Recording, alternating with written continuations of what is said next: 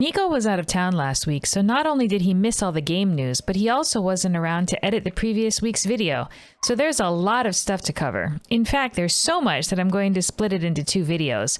The first will cover the Game Awards, and the second will cover everything else. Okay, let's get started.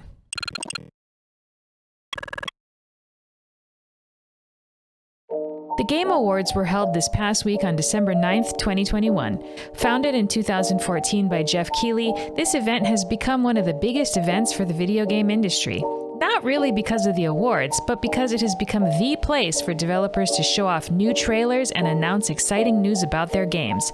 Honestly, I'd say it's probably on par with E3, which has been held every year by the ESA since 1995.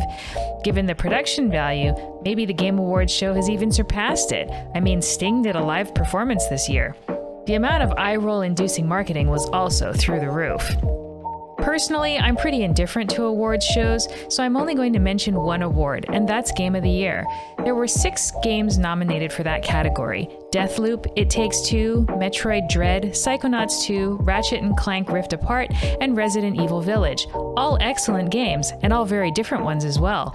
So I will admit that I was quite surprised that It Takes Two won the award. It was certainly well deserved. When Nico and I played that game earlier this year, we were both really impressed with it. I've said it before, and I'll say it again. If you haven't played It Takes Two, play it. Joseph Fares makes awesome games. Now let's talk about all the trailers. There were over 50 trailers, so obviously I can't cover all of them. I'm just going to pick my favorites. Monolith Productions, the studio behind Middle-earth, Shadow of Mordor, and Shadow of War, is developing a Wonder Woman game. I grew up watching Linda Carter as Wonder Woman, and to this day, she remains one of my 2 favorite superheroes, right alongside the Incredible Hulk. Shadow of Mordor was a super fun game, so I am definitely looking forward to this. The trailer was just a brief teaser, so there's no information yet on gameplay or a release window. There was a gameplay reveal trailer for Senuas Saga Hellblade 2. I still haven't played the first one, but it's on my list. I know that Nico really enjoyed it. I was impressed by the cinematic look of the gameplay. It almost looked like a cutscene. The game is being developed by Ninja Theory for PC and Xbox Series X and S, and currently has no release date. Final Fantasy VII Remake Intergrade is coming to PC on December 16th, 2021, and like the Kingdom Hearts series earlier this year, it's releasing exclusively on the Epic Games Store. This version of the game includes Final Fantasy VII Remake, the game that was originally released in April of 2020, plus the paid DLC FF7R Episode Intermission that was released in June 2021. I've played through 7 Remake and I enjoyed it very much, but I haven't played the DLC yet. I have to say though that even though I'm one of the biggest Final Fantasy fans I know, my recommendation is to wait until they've released the entire game. 7 Remake only covers the events of the first disc of the original, which was a 3-disc game. If you play this now, by the time the next installment is released, and we have no information on a release window for that, you won't remember what happened to lead up to it. Sega showed off 2 trailers. The first was for the upcoming movie Sonic the Hedgehog 2, and the second was for Sonic Frontiers, an upcoming open-world Sonic video game. This trailer had very heavy Zelda Breath of the Wild vibes to me. I have a lot of fond memories playing Sonic Adventure and Sonic Adventure 2 with Nico when he was little, so I look forward to this. Sonic Frontiers is scheduled to release during the holiday season of 2022. I sure hope we get a Chow Garden.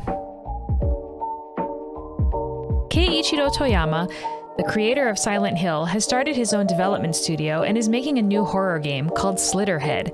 Based on the trailer, it looks like he's going for a more action horror vibe, as opposed to Silent Hill's more atmospheric psychological horror style. There is currently no information about platform or release window, but we'll definitely be keeping our eye on this one. On its website, Inflection Games describes Nightingale as a shared-world survival crafting game set in a rich gaslamp Victorian fantasy setting. You can play solo or with your friends and other people you meet online. The environments look beautiful and the building and crafting system looks pretty deep.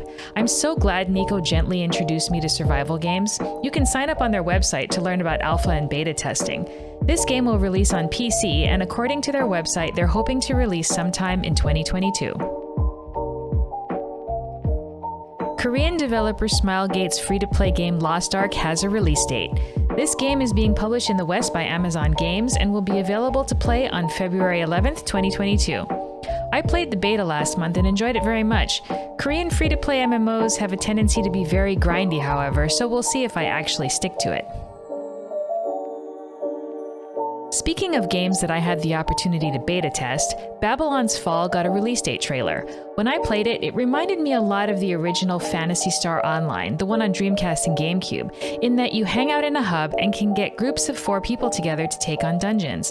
Published by Square Enix and developed as a live service game by Platinum Games, best known for the Bayonetta series of games and Nier Automata, it now has a release date of March 3rd, 2022. It will be available on PS4, PS5, and PC.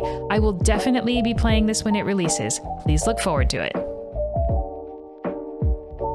And speaking of Square Enix games, Forspoken now also has a release date. This game is being developed by Luminous Productions, a subsidiary of Square Enix, and also the same company that developed Final Fantasy XV. I thought Final Fantasy XV's battle system was a really fun take on action RPGs, so I am definitely looking forward to this. Forspoken is scheduled to release on PlayStation 5 and PC on May 24th, 2022. Quantic Dream, known for hit games such as Heavy Rain and Beyond Two Souls, is collaborating with Lucasfilm Games and making a Star Wars game. Star Wars Eclipse takes place during the High Republic era, and the game is described as an intricately branching action-adventure game that can be experienced in many ways and puts the destinies of multiple player characters in your hands. The official website states that this game is in early development, so there is no release date yet. Okay, last but not least, we got a new trailer for Tiny Tina's Wonderlands, the sequel to Tiny Tina's Assault on Dragon Keep.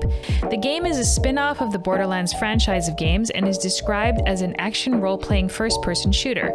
It is being developed by Gearbox Software and is releasing on PS4, PS5, Xbox One, Xbox Series X and S, and PC on March 25th, 2022.